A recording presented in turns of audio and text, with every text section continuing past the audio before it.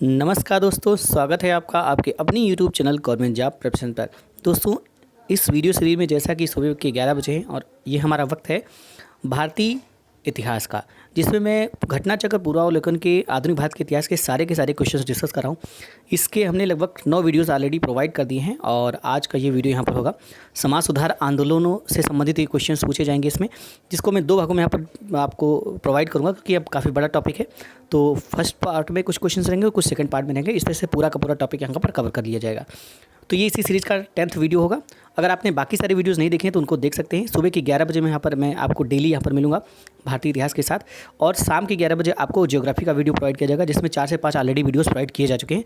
तो अगर आपने नहीं देखा है तो उनको देख सकते हैं, क्योंकि ये सारे के सारे वीडियोस बहुत ही महत्वपूर्ण हैं अगर आप किसी भी एग्जाम की प्रिपरेशन कर रहे हैं, खासकर आर की अगर आप कर रहे हैं तो उसके लिए बहुत ही ज़्यादा महत्वपूर्ण है। तो चलिए शुरू करते हैं आज का हमारा वीडियो सेशन। तो पहला दोस्तों यहाँ पर जो क्वेश्चन निकल कर आ रहा है वह है, देख लेते हैं यहाँ पर, 19वीं शताब्दी के धर्म एवं समाज सुधार आंदोलनों ने जनसंख्या के किस वर्ग को मुख्यतः आकर्षित किया था। तो ऑप्शन हैं आपका बुद्धिजीवी, नगरीय एवं उच्च जातियाँ, निर्धन सर्वसाधारण वर्ग, उदार राजवाड़े। तो इसका दोस्तों जो सही आंसर हो जाएगा ये ऑप्शन नंबर हो जाएगा 1, 2 और 4। ठीक है, यानी कि बुद्धिजीवी, नगरीय उच्च जातियाँ और उदार राजवाड़े। ठीक है, इसमें कहा गया कि मुख्यतः आकर्षित किया था। तो ये आपका यहाँ पर 3 सही हो जाएगा, ऑप्शन नंबर डी सही आंसर हो जाएगा। ठीक है, देख लेते हैं इसका। 19वीं शताब्दी के धार्मिक एवं सामाजिक सुधार आंदोलन का भारत के आधुनिक इतिहास में विशेष स्थान है। इस आंदोलन ने बुद्धिजीवियों और मध्यम वर्ग को सर्वाधिक प्रभावित किया। निर्धन सर्वसाधारण वर्ग इन आंदोलनों से लगभग अप्रभावित ही रहा। बुद्धिजीवी, नगरीय उच्च जातियाँ एवं उदार रजवाड़े इस आंदोलन से प्रभावित थे। अगला क्वेश्चन है, निम्न वक्तव्यों पर विचार करना है। पहला वक्तव्य यहाँ पर है, कथन 19वीं सदी के सामाजिक धार्मिक आंदोलन के कारण भारत का आधुनिकीकरण हुआ। दूसरा है, सामाजिक धार्मिक आंदोलन के मूल में बुद्धिवाद, वैज्ञानिक दृष्टिकोण तथा अन्य ऐसे विचार थे जो आधुनिकता के आधार माने जाते हैं। तो आंसर आपका यहाँ पर दोनों सही आंसर हो जाएगा, ऑप्शन नंबर बी आपका सही आंसर हो जाएगा। आर और ए दोनों ही सही हैं, लेकिन ए की सही व्याख्या और ए की सही व्याख्या आर है। ठीक है, यानी कि ऑप्शन नंबर बी आपका सही आंसर हो जाता है। 19वीं शताब्दी के धार्मिक एवं सामाजिक सुधार आंदोलनों का भारत के आधुनिक इतिहास में विशेष स्थान है। इन आंदोलनों ने बुद्धिजीवियों और मध्यम वर्ग को सर्वाधिक प्रभावित किया। इस सामाजिक आंदोलन के कारण भारत का आधुनिकीकरण प्रारंभ हुआ। इसके मूल में बुद्धिवादी तथा वैज्ञानिक दृष्टिकोण नहीं थे, जो आधुनिकीकरण के आधार स्तंभ माने जाते हैं। अगला क्वेश्चन है, निम्न में से किस वर्ग को सर्वप्रथम पश्चिमी सभ्यता से ने प्रभावित किया था। तो आंसर हो जाएगा शिक्षित हिंदू मध्यम वर्ग को। ठीक है, शिक्षित हिंदू वर्ग को सर्वप्रथम पश्चिमी सभ्यता ने प्रभावित किया। नवीन पाश्चात्य शिक्षित वर्ग तर्कवाद, विज्ञानवाद और मानववाद से बहुत प्रभावित हुआ। भारतीय समाज एवं धर्म सुधारकों ने इस नव ज्ञान से प्रभावित होकर भीतर से हिंदू धर्म और समाज को सुधारने का प्रयत्न किया और अंधविश्वासों, मूर्ति पूजा, तीर्थ यात्रा आदि को तर्क के तराजू में तौलकर धार्मिक एवं सामाजिक सुधार किए। अगला क्वेश्चन है, निम्न महापुरुषों में से कौन भारतीय जागृति का जनक कहा जाता है। तो ये कहा जाता है राजा राममोहन राय को। किसे कहा जाता है? राजा राममोहन राय को भारतीय जागृति का जनक कहा जाता है। ठीक है, राजा राममोहन राय को भारतीय पुनर्जागरण का पिता, भारतीय राष्ट्रवाद का पैगंबर, अतीत और भविष्य के मध्य सेतु, भारतीय राष्ट्रवाद का जनक, आधुनिक भारत का पिता, प्रथम आधुनिक पुरुष या युग दूत कहा जाता है। तो बहुत सारे नामों से यहाँ पर राजा राममोहन राय को जाना जाता है। कोई भी नाम आपके एग्जाम के पॉइंट ऑफ व्यू से बहुत ज़्यादा महत्वपूर्ण हो सकता है, तो सारे आपको यहाँ पर याद रखने हैं। इन्हें भारतीय पुनर्जागरण का पिता कहा जाता है, भारतीय राष्ट्रवाद का पैगंबर कहा जाता है, अतीत और भविष्य के मध्य सेतु कहा जाता है, भारतीय राष्ट्रवाद का जनक कहा जाता है, आधुनिक भारत का पिता कहा जाता है, प्रथम आधुनिक पुरुष और युग दूत, ये सारे के सारे नाम से इन्हें पुकारा जाता है। अगला क्वेश्चन है, भारतीय राष्ट्रवाद का जनक किसे कहा जाता है। तो मैंने जैसा कि आप लोगों को यहाँ पर बताया, इसमें से कोई नहीं हुआ, क्योंकि राजा राममोहन राय को भारतीय राष्ट्रवाद का जनक कहा जाता है। अगला क्वेश्चन है, किसको भारतीय पुनर्जागरण का पिता कहा जाता है। तो ये आपका हो जाएगा Raja Rammohan Roy, option number A आपका सही आंसर हो जाएगा। नेक्स्ट क्वेश्चन है, भारतीय पुनर्जागरण आंदोलन के पिता कौन थे। तो ये थे Raja Rammohan Roy, option number D आपका सही आंसर हो जाता है। नेक्स्ट है, भारत में पुनर्जागरण आंदोलन का अग्रणी दूत कौन था। तो ये थे राजा राममोहन राय। ठीक है, नेक्स्ट क्वेश्चन है, भारतीय राष्ट्रवाद का पैगंबर किसे कहा जाता है। तो ये कहा जाता है राजा राममोहन राय को। देखिए कितने सारे क्वेश्चंस रिपीट हो रहे हैं इस क्वेश्चन से, काफ़ी महत्वपूर्ण क्वेश्चन है। नेक्स्ट है, भारत का प्रथम आधुनिक पुरुष किसे माना जाता है। तो ये भी आपके राजा राममोहन राय, इसका आंसर सही हो जाएगा। नेक्स्ट क्वेश्चन देखते हैं, राजा राममोहन राय द्वारा स्थापित प्रथम संस्था कौन सी थी। तो ये थी आत्मीय सभा, ऑप्शन नंबर बी आपका सही आंसर हो जाएगा। हिंदू धर्म के एकेश्वरवादी मत का प्रचार करने के लिए 1814 ईस्वी में राजा राम मोहन राय ने अपने युवा समर्थकों के सहयोग से आत्मीय सभा की स्थापना की। राजा राम मोहन राय द्वारा स्थापित यह प्रथम संस्था थी। अगला है, निम्नलिखित में से कौन आत्मीय सभा के संस्थापक थे? तो ये थे राजा राम मोहन राय। ठीक है, नेक्स्ट क्वेश्चन देखते हैं, ब्रह्म समाज की स्थापना कब हुई थी? तो ब्रह्म समाज की स्थापना के लिए देखिए यहाँ पर क्या है कि राजा राम मोहन राय ने 20 अगस्त 1828 को ब्रह्म सभा नाम से एक नए समाज की स्थापना की, जिसे आगे चलकर ब्रह्म समाज के नाम से जाना गया। इस समाज को मूर्ति पूजा का विरोध किया और एक ब्रह्म की पूजा का उपदेश दिया। यह ऐसे लोगों की जमात थी जो ईश्वर की एकता में विश्वास करते थे और मूर्ति पूजा से अलग रहते थे। इस नवीन धर्म में सामाजिक रीति रिवाजों एवं धार्मिक कर्मकांडों के लिए कोई स्थान नहीं था। ब्रह्म समाज ने रंग वर्ण मत विचार किए बिना मानव पात्र के प्रति प्रेम तथा जीवन की उच्चतम विधि के रूप में मानवता की सेवा पर बल दिया। समाज के सिद्धांतों के मुख्य आधार थे मानव विवेक, वेद और उपनिषद। नेक्स्ट क्वेश्चन देखते हैं, राजा राम मोहन राय द्वारा ब्रह्म समाज की स्थापना कब की गई थी? तो ये 1828 में की गई थी। नेक्स्ट क्वेश्चन है, ब्रह्म समाज की स्थापना की किसने की? तो ये राजा राम मोहन राय ने की। ऑप्शन नंबर डी आपका सही आंसर हो जाता है। हिंदू धर्म का पहला सुधार आंदोलन ब्रह्म समाज था, जिस पर आधुनिक पाश्चात्य विचारधारा का बहुत प्रभाव पड़ा था। इसकी स्थापना मूलतः ब्रह्म सभा के रूप में 1828 में राजा राम मोहन राय ने की थी। 1830 ईस्वी में लिखे गए प्रन्यासकरण पत्र में उन्होंने बताया कि इस समाज का उद्देश्य शाश्वत सर्वाधार अपरिवर्त्य ईश्वर की पूजा है, जो सारे विश्व का कर्ता और रक्षक है। एक नया भवन भी न्यास मंडल को दिया गया है, जिसमें मूर्ति पूजा तथा बल देने की अनुमति नहीं थी। राजा राम मोहन राय के उपदेशों का तात्पर्य सभी धर्मों में आपसी एकता का सामंजस्य स्थापित करना था और इसे ईश्वरवादी आंदोलन के रूप में आगे बढ़ाने का श्रेय महर्षि देवेंद्र नाथ टैगोर 1818 से 1905 ईस्वी को था। वह इस आंदोलन में 1843 में सम्मिलित हुए और उन्होंने ब्रह्म धर्मावलंबियों को मूर्ति पूजा, तीर्थयात्रा, कर्मकांड और प्रायश्चित इत्यादि से रोका। महर्षि देवेंद्र नाथ टैगोर ने केशव चंद्र सेन को ब्रह्म समाज का आचार्य नियुक्त किया। केशव चंद्र सेन की वाकपटुता और उदारवादी विचारों ने इस आंदोलन को लोकप्रिय बना दिया और शीघ्र ही इसकी शाखाएं बंगाल से बाहर उत्तर प्रदेश और मद्रास में खोल दी गईं। अगला क्वेश्चन है, ब्रह्म समाज के संस्थापक कौन थे? तो ये थे राजा Ram Mohan Roy. Option number C आपका सही आंसर हो जाता है। नेक्स्ट है, राजा राम मोहन राय को राजा की उपाधि किसने दी थी? तो ये अकबर द्वितीय के द्वारा दी गई थी। ऑप्शन नंबर बी आपका सही आंसर हो जाता है। मुगल बादशाह अकबर द्वितीय ने राजा राम मोहन राय को राजा की उपाधि के साथ अपने दूत के रूप में 1830 में तत्कालीन ब्रिटिश साम्राज्य विलियम चतुर्थ के दरबार में भेजा था। राय को इंग्लैंड में सम्राट से मुगल बादशाह अकबर द्वितीय को मिलने वाली पेंशन की मात्रा बढ़ाने पर बातचीत करनी थी। इंग्लैंड के ब्रिस्टल में ही 27 सितंबर 1833 को राजा राम मोहन राय की मृत्यु हो गई, जहाँ उनकी समाधि स्थापित है। अगला है, राजा राम मोहन राय को राजा की उपाधि से किसने विभूषित किया था? तो मैं अभी आपको बता चुका हूँ, मुगल सम्राट अकबर द्वितीय। नेक्स्ट है, राजा राम मोहन राय की समाधि है तो ब्रिस्टल इंग्लैंड में। ऑप्शन नंबर सी आपका सही आंसर हो जाता है। निम्नलिखित पर विचार करना है। Calcutta Unitarian Committee, Tabernacle of Dispensation, Indian Reform Association. Keshab Chandra Sen का संबंध उपयुक्त में से किस संस्था की स्थापना से है? तो इसका आंसर हो जाएगा ऑप्शन नंबर बी, केवल 2 और 3। केशव चंद्र सेन महान समाज सुधारक तथा राष्ट्रवादी व्यक्ति थे। केशव चंद्र का जन्म 19 नवंबर 1838 को एक बंगाली परिवार में हुआ था। वे 1857 ईस्वी में ब्रह्म समाज में सम्मिलित हुए। 24 जनवरी 1868 को केशव चंद्र सेन ने टेबरनेकल ऑफ न्यू डिस्पेंसेशन नामक संघ की स्थापना की। 1870 ईस्वी में केशव चंद्र सेन ने हिंदू पुनर्रचना के प्रवक्ता के रूप में इंग्लैंड की यात्रा की। 1870 में इंग्लैंड से वापस लौटने पर केशव चंद्र सेन ने 29 अक्टूबर 1870 को इंडियन रिफॉर्म एसोसिएशन नामक संस्था का गठन किया। इसकी सदस्यता सभी जाति, धर्म और लोगों के लिए खुली हुई थी। संस्था की ओर से सुलभ समाचार नामक पत्र भी निकाला गया, जबकि कलकत्ता यूनिटेरियन कमेटी का जो गठन है ये 1823 में राजा राम मोहन राय द्वारा द्वारकानाथ टैगोर एवं विलियम एडम द्वारा किया गया था। अगला है, भारतीय ब्रह्म समाज के संस्थापक कौन थे? तो ये थे केशव चंद्र। ऑप्शन नंबर सी आपका सही है। इसमें से अगर देखा जाए तो ऑप्शन नंबर सी सही आंसर हो जाता है। देखिए, भारतीय ब्रह्म समाज के संस्थापक केशव चंद्र सेन थे। देवेंद्र नाथ ने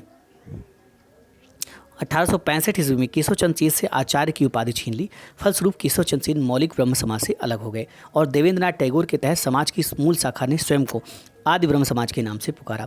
आचार्य केशव चंद्र सेन के नेतृत्व वाले गुट को गुट ने अपने आप को भारतीय ब्रह्म समाज या नवीन ब्रह्म समाज नव विधान का नाम दिया। 1878 ईस्वी में नवीन ब्रह्म समाज में पुनः फूट पड़ी जब केशव चंद्र सेन द्वारा अपनी 13 वर्षीय पुत्री का विवाह कूच विहार के राजा से किए जाने के विरोध में आनंद मोहन बोस एवं शिवनाथ शास्त्री द्वारा साधारण ब्रह्म समाज की स्थापना की गई। नोट: 20 अगस्त 1828 को राजा राम मोहन राय ने फिरजी कमल बोस के मकान, जो इस हेतु किराए पर लिया गया था, में ब्रह्म समाज की स्थापना की थी। ताराचंद्र चक्रवर्ती इसके प्रथम सचिव थे। देवेंद्र नाथ टैगोर इस समाज में 1843 ईस्वी में तथा केशव चंद्र सेन 1857 में सम्मिलित हुए थे। देवेंद्र नाथ टैगोर एवं केशव चंद्र सेन के मध्य वैचारिक मतभेद होने पर जब 11 नवंबर 1866 को केशव चंद्र सेन ने औपचारिक रूप से पृथक ब्रह्म समाज का गठन किया तो इसका नामकरण भारतीय ब्रह्म समाज किया गया, जबकि पूर्व स्थापित ब्रह्म समाज को आदि ब्रह्म समाज के नाम से जाना गया। ब्रह्म समाज की मूल website www.brahmsamaj.net, gazetteer of India, इतिहास एवं संस्कृति एवं मैकमिलन प्रकाशित भारत का सामाजिक, सांस्कृतिक और आर्थिक इतिहास लेखक पुरी दास चोपड़ा में ये तथ्य दर्शित हैं। बाद में इतिहास लेखक के दौरान प्रख्यात इतिहासविदों प्रोवी एल ग्रोवर एवं प्रो आर एल शुक्ल आदि ने आधुनिक भारतीय इतिहास की अपनी पुस्तकों में पता नहीं क्यों केशव चंद्र सेन के नवीन ब्रह्म समाज को आदि ब्रह्म समाज बताया है। प्रख्यात इतिहासकारों द्वारा यह प्रस्तुत किए जाने के कारण अन्य पुस्तकों में यही तथ्य अपनाए गए और प्रायः परीक्षा संस्थाओं ने भी अपने प्रश्नों में आदि ब्रह्म समाज के संस्थापक के रूप में केशव चंद्र सेन को उत्तर के रूप में माना, जबकि वास्तविक तथ्य इसके ठीक उलट है, अर्थात केशव चंद्र सेन का नवीन ब्रह्म समाज भारतीय ब्रह्म समाज और देवेंद्र नाथ टैगोर के नेतृत्व वाला मूल ब्रह्म समाज आदि ब्रह्म समाज है। अगला है ब्रह्म समाज का सिद्धांत आधारित है, तो ये एक देववाद पर आधारित है। ऑप्शन नंबर सी आपका सही आंसर हो जाएगा। 1828 ईस्वी में राजा राम मोहन राय ने ब्रह्म समाज की नींव डाली। ब्रह्म समाज की जो स्थापना का उद्देश्य था ये था एकेश्वरवाद की उपासना, मूर्ति पूजा का विरोध तथा अवतारवाद का खंडन। ब्रह्म समाज ने सार्वभौम ईश्वर की उपासना पर बल दिया। अगला क्वेश्चन देखते हैं, राजा राम मोहन राय ने निम्न में से किसका विरोध नहीं किया? तो ये विरोध उन्होंने पाश्चात्य शिक्षा का विरोध नहीं किया था। शिक्षा के क्षेत्र में राजा राम मोहन राय अंग्रेजी शिक्षा के पक्षधर थे। उनके अनुसार एक उदारवादी पाश्चात्य शिक्षा ही अज्ञान के अंधकार से हमें निकाल सकती है और भारतीयों को देश के प्रशासन में भाग दिला सकती है। अगला है, ब्रह्म समाज के बारे में निम्नलिखित में से कौन से कथन सही हैं? इसने मूर्ति पूजा का विरोध किया, बिल्कुल सही है। धार्मिक ग्रंथों की व्याख्या के लिए इसने पुरोहित वर्ग को अस्वीकारा। इसने इस सिद्धांत का प्रचार किया कि वेद त्रुटिहीन है। ठीक है, यानी कि यहाँ पर ऑप्शन नंबर बी सही आंसर हो जाएगा, ऑप्शन नंबर 1 और 2। ठीक है, ब्रह्म समाज की स्थापना राजा राम मोहन राय ने 1828 में की। इसके प्रमुख सिद्धांत ये थे कि एकेश्वरवाद पर विश्वास एवं हिंदू धर्म को कुरीतियों से मुक्त कराना। दूसरा था मूर्ति पूजा का विरोध एवं पुरोहितों के वर्चस्व पर कुठाराघात, स्त्रियों की स्थिति को सुधारना। वेदों को त्रुटिहीन मानने वाले स्वामी विवेकानंद सरस्वती थे। इस प्रकार कथन 1 और 2 ब्रह्म समाज के संदर्भ में सही हैं। अगला क्वेश्चन देखते हैं, 19वीं शताब्दी के उत्तरार्ध में नव हिंदूवाद के सर्वश्रेष्ठ प्रतिनिधि कौन थे? तो ये थे Swami Vivekananda. Option number B आपका सही आंसर हो जाता है। रामकृष्ण परमहंस की शिक्षाओं की व्याख्या को साकार करने का श्रेय स्वामी विवेकानंद 1863 से 1902 ईस्वी को है। उन्होंने इस शिक्षा का साधारण भाषा में वर्णन किया। स्वामी विवेकानंद इस नवीन हिंदू धर्म के प्रचारक के रूप में उभरे। 1893 ईस्वी में शिकागो में गए, जहां उन्होंने वर्ल्ड पार्लियामेंट ऑफ रिलीजन विश्व धर्म संसद में अपना सुप्रसिद्ध भाषण दिया। इस भाषण से उन्होंने पश्चिमी संसार के सामने पहली बार भारत की संस्कृति की महत्ता को प्रभावशाली तरीके से प्रस्तुत किया। 19वीं शताब्दी के उत्तरार्ध में स्वामी विवेकानंद नव हिंदूवाद के सर्वश्रेष्ठ प्रतिनिधि बने। अगला है, स्वामी विवेकानंद ने शिकागो में आयोजित पार्लियामेंट ऑफ वर्ल्ड्स रिलीजनस में भाग लिया था। ये लिया था 1893 ईस्वी में। अगला क्वेश्चन देखते हैं, स्वामी विवेकानंद ने शिकागो में आयोजित विश्व धर्म में सम्मेलन में अपना भाषण कब दिया था? तो ये 1893 में दिया था, जो कि इसमें नहीं दिया गया ऑप्शन में। मध्य प्रदेश लोक सेवा आयोग ने प्रश्न को गलत मानते हुए इसके लिए बोनस अंक दिए हैं। ठीक है, अगला क्वेश्चन है, वर्ष 1893 में शिकागो में आयोजित अंतर्राष्ट्रीय धर्मों की संसद से किसका नाम जुड़ा है? तो ये आपका स्वामी विवेकानंद का नाम जुड़ा है। ठीक है, अगला क्वेश्चन है, किस वर्ष स्वामी विवेकानंद ने विश्व धर्म संसद में भाग लिया था? तो ये लिया था 1893 ईस्वी में। अगला क्वेश्चन देखते हैं, इनमें से किस प्रख्यात समाज सुधारक ने ज्ञान योग, कर्म योग तथा राजयोग नामक पुस्तकें लिखी? तो ये लिखी थी स्वामी विवेकानंद ने। ठीक है, स्वामी विवेकानंद ने ज्ञान योग, कर्म योग और राजयोग नामक पुस्तकें लिखी। 1893 ईस्वी में वे शिकागो गए, जहां उन्होंने वर्ल्ड पार्लियामेंट ऑफ रिलीजन्स विश्व धर्म संसद में अपना सुप्रसिद्ध भाषण दिया। 1897 ईस्वी में उन्होंने रामकृष्ण मिशन की स्थापना की। तो ये बहुत इंपॉर्टेंट है, रामकृष्ण मिशन की स्थापना इनके द्वारा 1897 में की गई थी। रामकृष्ण मिशन की स्थापना किसने की थी? तो ये की थी स्वामी विवेकानंद ने। नेक्स्ट क्वेश्चन देखते हैं। रामकृष्ण मिशन की स्थापना स्वामी विवेकानंद ने 1857 ईस्वी में 1909 में सोसाइटी पंजीकरण अधिनियम के अंतर्गत इसे विधिवत औपचारिक रूप से पंजीकृत कराया गया। रामकृष्ण मिशन का कलकत्ता के वेल्लूर और अल्मोड़ा के मायावती नामक स्थानों पर मुख्यालय खोला गया। अगला है, रामकृष्ण मिशन किसके द्वारा प्रारंभ किया गया? तो ये स्वामी विवेकानंद के द्वारा प्रारंभ किया गया। अगला क्वेश्चन, रामकृष्ण मिशन की स्थापना 1897 में किसने की थी? तो ये की थी स्वामी विवेकानंद ने। नेक्स्ट क्वेश्चन है, स्वामी विवेकानंद ने रामकृष्ण मिशन की स्थापना कब की थी? तो ये 1897 ईस्वी में की थी। अगला क्वेश्चन है, स्वामी विवेकानंद द्वारा रामकृष्ण मिशन की स्थापना कब की गई थी? तो ये की गई थी 1897 ईस्वी में। नेक्स्ट क्वेश्चन है, शारदा मणि कौन थी? तो शारदा मणि कौन थी? तो ये थी रामकृष्ण परमहंस की पत्नी शारदा मणि।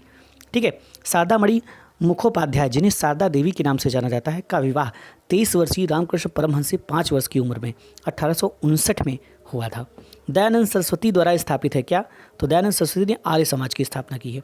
दयानंद सरस्वती मूलशंकर ने 7 अप्रैल 1875 को बंबई में आर्य समाज की स्थापना की, जिसका मुख्य उद्देश्य प्राचीन वैदिक धर्म की शुद्ध रूप से पुनः स्थापना करना था।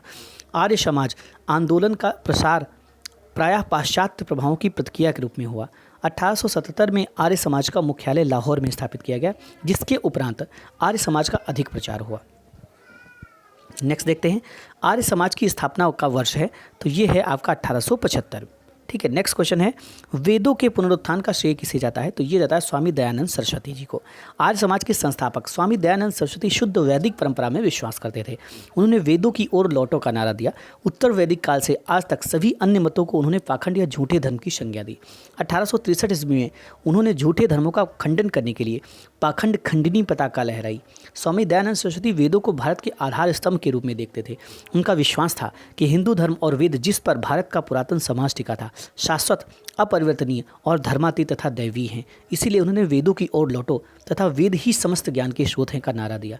स्वामी दयानंद को उनके धार्मिक क्षमा सुधार प्रयासों के कारण भारत का मार्टिन लूथर किंग भी कहा जाता है। नेक्स्ट है, वेदों की ओर लौटो किसने कहा था? तो ये स्वामी दयानंद सरस्वती के द्वारा कहा गया था।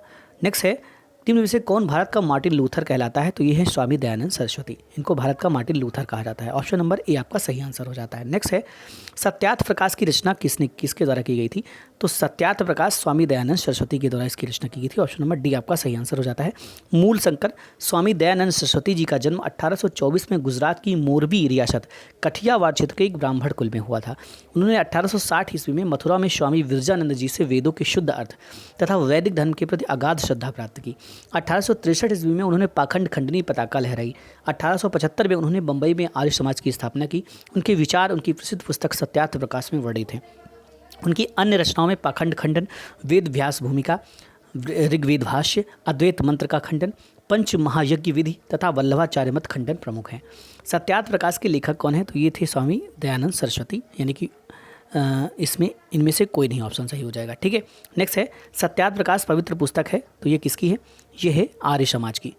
नेक्स्ट है, निम्नलिखित संगठनों में से किसने शुद्धि आंदोलन का समर्थन किया था? तो ये आर्य समाज ने शुद्धि आंदोलन का समर्थन किया था। स्वामी दयानंद सरस्वती द्वारा 1875 में बंबई में स्थापित आर्य समाज ने धर्म परिवर्तित हिंदुओं की हिंदू धर्म में वापसी हेतु शुद्धि आंदोलन का समर्थन किया था।